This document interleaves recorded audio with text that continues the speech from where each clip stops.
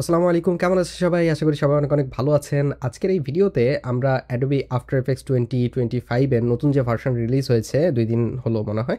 তো 25.2 যে ভার্সন, সেই ভার্সনের নতুন কী ফিচার এসেছে সেই জিনিসগুলো নিয়ে আলোচনা করব। তো আমি ল্যাপটপের বিল্ট ইন মাইক্রোফোন দিয়ে রেকর্ড করছি, যেহেতু আমি আমার গ্রামের বাড়িতে আছি। সো অডিও কোয়ালিটি খুব একটা হয়তো ভালো হবে না। তো সেটা একটু খেয়াল রাখবেন। তো দেরি না করে চলুন শুরু করা যাক, দেখা যাক কী নতুন ফিচার এসেছে। সো প্রথমত যে ফিচারটা আসলে অনেক আগেই আসা উচিত ছিল সেটা হচ্ছে আফটার এফেক্টসে যখন আমরা প্রিভিউ করি সেই প্রিভিউগুলো কিন্তু র্যাম নির্ভর। আপনার র্যাম যত বেশি হবে তত ভালোভাবে স্মুথলি আপনি প্রিভিউ করতে পারবেন। কিন্তু নতুন ভার্সনে এই র্যামের উপর নির্ভরশীলতা একটু কমিয়ে ডিস্কে কিভাবে ক্যাশ জমা করে প্রিভিউ করা যায় সেই সিস্টেমটা এসেছে। সুতরাং এখন আপনি আগের চাইতে প্রিভিউ ভালোভাবে করতে পারবেন এবং লঙ্গার প্রিভিউ দেখতে পারবেন এবং খুব দ্রুত প্রিভিউটা জেনারেট হবে। তো এই জিনিসটা ডিফল্টভাবেই আপনার অ্যাক্টিভ থাকবে। যদি অ্যাক্টিভ না থাকে তাহলে আপনি সেটিংসে গিয়ে জেনারেলে যদি যান, এইখানে মিডিয়া অ্যান্ড ডিস্ক ক্যাশ এইটাতে যদি যান, এখানে দেখবেন যে enable preview from disk cache এইখানে দেওয়াই আছে যে supports longer previews by utilise the disk cache, playback performance will depend on your disk speed. মানে আপনার ডিস্কের যদি স্পিড বেশি থাকে এবং আপনার ক্যাশের যদি জায়গাটা বেশি থাকে, যেরকম এখানে দেখতে পাচ্ছেন যে আমি 150 জিবি দিয়ে রেখেছি, এখানে সাধারণত আমি 200 জিবি দিয়ে রাখি, এখন একটু কমিয়ে দিয়েছিলাম বাট 200 জিবি দিয়ে রাখলাম। তো আপনার ডিস্কের যদি স্পিড বেশি থাকে এবং আপনি যদি একটু ভালো পরিমাণ ক্যাশ সাইজ দিয়ে রাখেন তাহলে আপনি প্রিভিউ খুব দ্রুত করতে পারবেন। এইটা টিক দিয়ে রাখবেন, আপনি সেটিংসে দেখবেন যে এটা টিক দেওয়া আছে কিনা, এটা টিক দিয়ে রাখবেন। তো যখনই আপনি প্রিভিউ দেখতে লাগবেন স্পেস বার চাপবেন, দেখবেন যে আপনার ডিস্ক থেকে সেই ক্যাশটা জেনারেট হয়ে প্রিভিউ হচ্ছে। সুতরাং প্রিভিউ অনেক দ্রুত হবে, প্লাস আপনি অনেক লঙ্গার প্রিভিউ। অনেক সময় দেখা যায় না যে একটু পোর্শন প্রিভিউ দেখাচ্ছে, এই সবুজ কালার একটু পোর্শনে হয়ে আছে, তারপরে আবার যখন প্লে করি আবার আগে কিছুটা অংশ যায়, কারণ র্যামে তো অত জায়গা থাকে না। তো এটা অনেক ভালো একটা ফিচার, এটা আগেই আসা উচিত ছিল বাট শেষমেশ এসেছে, এটাই অনেক ভালো। সেকেন্ড যে ফিচার সেটা হচ্ছে এইচডিআর সাপোর্ট।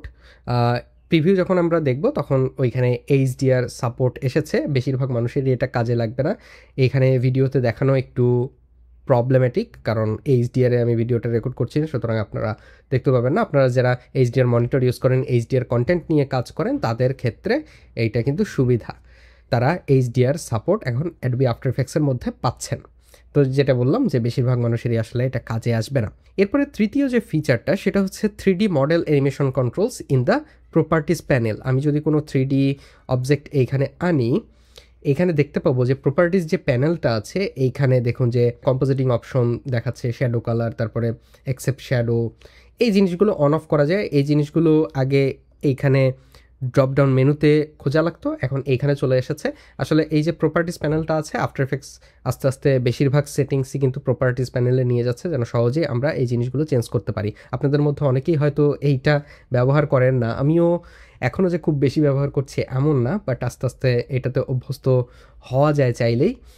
কারণ এইখানে যদি আমি কি ফ্রেম করতে চাই, এখানে যদি ক্লিক করি সাথে সাথে কিন্তু ওই প্রপার্টিটা এখানে অটোমেটিক্যালি বের হয়ে যায়, ওপেন হয়ে যায়। আর এইখানে যে অপশনগুলো সহজেই পাচ্ছি সেগুলো বারবার এইখান থেকে কিন্তু এক্সপ্যান্ড করা লাগতো, এই জিনিসটা কিন্তু সহজ হয়েছে। এখানেই আমরা সেটিংসগুলো পেয়ে যাচ্ছি এবং সহজেই এই জিনিসগুলো চেঞ্জ করতে পারছি। তো যাই হোক, 3Dর বিভিন্ন কন্ট্রোলগুলো এখানে চলে এসেছে, ভবিষ্যতে হয়তো আরও যে কন্ট্রোলগুলো আসেনি চলে আসবে আস্তে ধীরে। এরপরে চতুর্থ যে ফিচারটা সেটা হচ্ছে অ্যানিমেটেড এনভায়রনমেন্ট লাইটস। এটা আপনাদের একটু দেখিয়ে দিই। এখানে আমার একটা গ্রেডিয়েন্ট নেওয়া আছে, দেখুন এটা একটা ভিডিও ফাইল এবং এখানে এই যে এআই রোবট FBX ফরম্যাটের একটা 3D মডেল নেওয়া আছে। এটা আমি এখানে ড্র্যাগ অ্যান্ড ড্রপ করলাম, আমি এটা এখানে কেটে দিই, এটা ঠিক মাঝ বরাবর আনলাম। এখন আমি এই গ্রেডিয়েন্ট যেটা আছে এইটাও ড্র্যাগ অ্যান্ড ড্রপ করব এবং জাস্ট বন্ধ করে দেবো এটা। এখন এখানে রাইট বাটন ক্লিক করে নিয়ে গিয়ে আমি যদি লাইট নিই, লাইটে গিয়ে স্পটলাইটের পরিবর্তে এনভায়রনমেন্ট লাইট আমি সিলেক্ট করে দিলাম। এখানে যা যা আছে আমি তেমন কিছু চেঞ্জ করলাম না, ওকে ক্লিক করলাম। এখন এই যে এনভায়রনমেন্ট লাইটের দেখুন সোর্স নামের একটা অপশন আছে, এখানে যদি আমি ক্লিক করি, আমি যদি গ্রেডিয়েন্ট লুপ ব্যাকগ্রাউন্ড যে ভিডিওটা ছিল সেটা যদি সিলেক্ট করি, দেখুন যে ওই ভিডিওটাকে হচ্ছে লাইট হিসেবে ইউজ করছে, এবং যেহেতু গ্রেডিয়েন্টটা মুভ হচ্ছিল সুতরাং লাইটও কিন্তু এখানে মুভ হচ্ছে। সুতরাং এখন আপনি যে কোনো একটা ভিডিওকে এনভায়রনমেন্ট লাইটের মাধ্যমে লাইট সোর্স হিসেবে ইউজ করতে পারবেন, যেটা আপনার 3D অবজেক্টকে ইফেক্ট করবে। এরপরে 5 নম্বর যে ফিচারটা সেটা হচ্ছে helper commands for common 3D workflow. এখানে যদি আপনি লেয়ারে ক্লিক করেন, ক্রিয়েটের মধ্যে যান, দেখবেন যে এখানে কিছু অপশন আছে যেরকম ক্রিয়েট 3D লেয়ার ইনস্ট্যান্স। তারপরে লাইটের মধ্যে যদি আপনি ক্লিক করেন, এখানে লাইটটা সিলেক্ট করে লাইটের মধ্যে গেলাম, এখানে কন্ট্রোল লাইট উইথ ক্যামেরা, তারপরে create lights from 3D model, এই জিনিসগুলো, এই অপশনগুলো নতুন এসেছে। আমি একটা উদাহরণ দিয়ে দেখিয়ে দিই আপনাদের। এখানে যদি আমি এই 3D অবজেক্টটা নিই, আবার আগের 3D মডেলটাই নিলাম, এখানে রাইট বাটন ক্লিক করে নিয়ে গিয়ে লাইটে ক্লিক করলাম, প্যারালাল লাইট বা স্পটলাইট নিলাম, ওকে ক্লিক করলাম। এখন লাইটটা এখানে আছে, আমি লাইটটা সিলেক্ট থাকা অবস্থায় এখানে লেয়ারে যাব, তারপরে লাইটে যাব, কন্ট্রোল লাইট উইথ ক্যামেরা, এটা যদি ক্লিক করি তাহলে দেখুন যে টু ভিউতে যদি আমি আসি, আমার এই ভিউয়ারে আমি যদি এটা এই দিকে নিই বা ওই দিকে নিই, দেখুন যে আমার ক্যামেরাও মুভ হচ্ছে, সাথে সাথে লাইট সোর্সও কিন্তু মুভ হচ্ছে আমার পার্সপেক্টিভ থেকে, আমি যেটা দেখতে পাচ্ছি। ঠিক আছে, আমি এখানে দেখুন যে ডানে বামে যেদিকেই নিই, দেখুন যে অবজেক্টটা যখন এইদিকে চলে যাচ্ছে, লাইটটা এই সাইডে চলে আসতেছে। তো এইভাবে আমি লাইট এবং ক্যামেরা একসাথে মুভ করতে পারবো। তো এই সম্পর্কে বিস্তারিত যদি আপনি জানতে চান, নিচে আমি ডেসক্রিপশনে লিঙ্ক দিয়ে দেবো, অ্যাডোবির যে পোস্টটা আছে সেখানে সব কিছু বিস্তারিত লেখা আছে, সেখান থেকে আপনি জানতে পারবেন। এরপরে 6 নম্বর যে ফিচারটা সেইটা হচ্ছে customise transparency grid. Transparency grid আপনারা সবাই জানেন, এখানে টগল ট্রান্সপারেন্সি গ্রিড, এটাতে ক্লিক করলে আমরা দেখতে পাবো। তো এই ট্রান্সপারেন্সি গ্রিডটা দেখবেন যে একটু অন্যরকম আমারটা, ঠিক আছে। এই জিনিসটা এখন চেঞ্জ করা যায়, সেটা কিভাবে? আমি যদি সেটিংসে যাই, তারপরে গ্রিডস অ্যান্ড গাইডস, এটাতে যদি ক্লিক করি, নিচের দিকে একটা অপশন এসেছে, সেটা হচ্ছে ট্রান্সপারেন্সি সেটিংস। এইখানে দেখুন যে গ্রিড সাইজ আমি ছোট বড় করতে পারবো, লার্জ, মিডিয়াম, এখানে প্রিভিউ কিন্তু দেখাচ্ছে। তারপরে এখানে গ্রিড কালার আমি কাস্টমাইজও দিতে পারবো, কাস্টমাইজ মানে আমার নিজের ইচ্ছা মতো আমি কাস্টম কালার দিতে পারবো।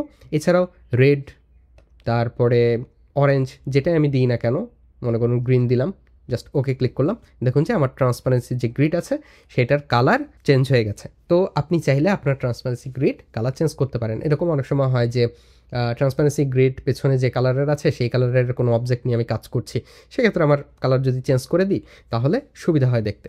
তো এই জিনিসটা এখন আপনি খুব সহজেই চেঞ্জ করতে পারবেন। এরপরে 7 নম্বর যে ফিচারটা সেটা হচ্ছে কাস্টমাইজ প্যানেল ব্যাকগ্রাউন্ড কালার। এটা আসলে কি? এই যে আমাদের যে কম্পোজিশন আমি দেখতে পাচ্ছি এখানে 1920 1080 বা যেটাই হোক, এইটার সাইড দিয়ে যে কালারটা আছে এইটা আপনি এখন চাইলে চেঞ্জ করতে পারবেন। সেটা কিভাবে? এই যে এখানে হ্যামবার্গার যে আইকন আছে এখানে ক্লিক করে আপনি প্যানেল ব্যাকগ্রাউন্ড কালার, এখানে দেখবেন যে ডিফল্ট দেওয়া আছে মিডিয়াম গ্রে, আমি চাইলে লাইট গ্রে দিতে পারি। দেখুন আশেপাশের কালার চেঞ্জ হয়ে গেল। তারপরে দেখুন যে কাস্টম কালার, কাস্টমে যদি আমি ক্লিক করি, আমি রেড কালার দিলাম, রেড কালারের মধ্যে কেমন লাগে দেখতে পাচ্ছি। তো এই জিনিসটা আসলে কেন দরকার হবে?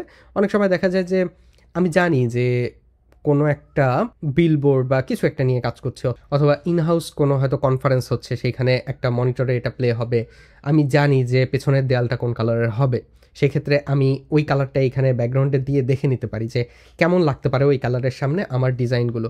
অথবা এরকমও হতে পারে যে আমি এমন কোনো ডিজাইন নিয়ে কাজ করছি যেটা এই কালারের সাথে একদম ম্যাচ হয়।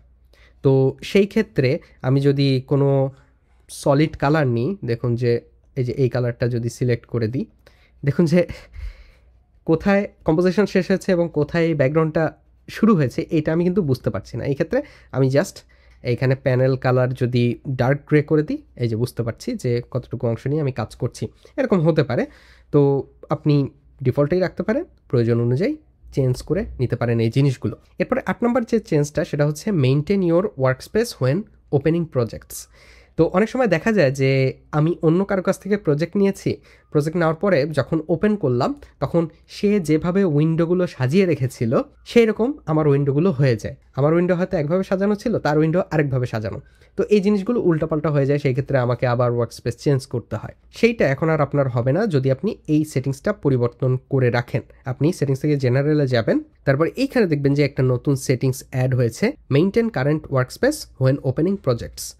এটা যদি দিয়ে রাখেন তাহলে আপনার যে ওয়ার্কস্পেস ছিল, যেভাবে ছিল, যে উইন্ডো যেখানে ছিল ঠিক সেভাবেই থাকবে।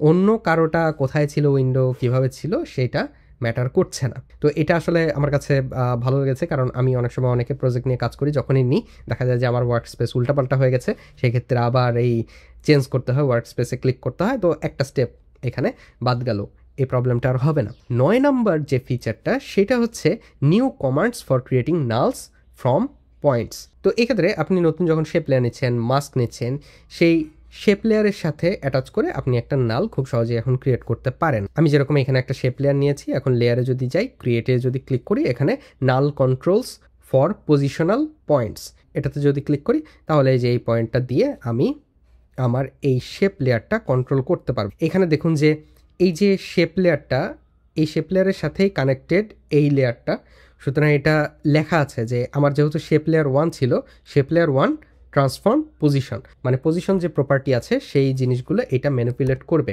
এবং এখানে আরেকটা জিনিস দেখুন যে এটা এরকম না কিন্তু যে আমি প্যারেন্ট করেছি বা এরকম, দেখুন যে প্যারেন্ট করা নেই, কিন্তু এটার পজিশনটা এখানে চেঞ্জ হচ্ছে। তো এটা নিয়েও বিস্তারিত আলোচনা অ্যাডোবির যে ডকুমেন্ট আছে, নিউ ফিচারগুলো আছে সেখানে দেয়া আছে, তো আমি নিচে ডেসক্রিপশনে লিঙ্ক দিয়ে দেবো, সেইখানে গিয়ে আপনি পড়তে পারেন। তো আশা করি এই আপডেটগুলো আপনাদের জীবনকে আর একটু সহজ করবে মোশন ডিজাইনার হিসেবে।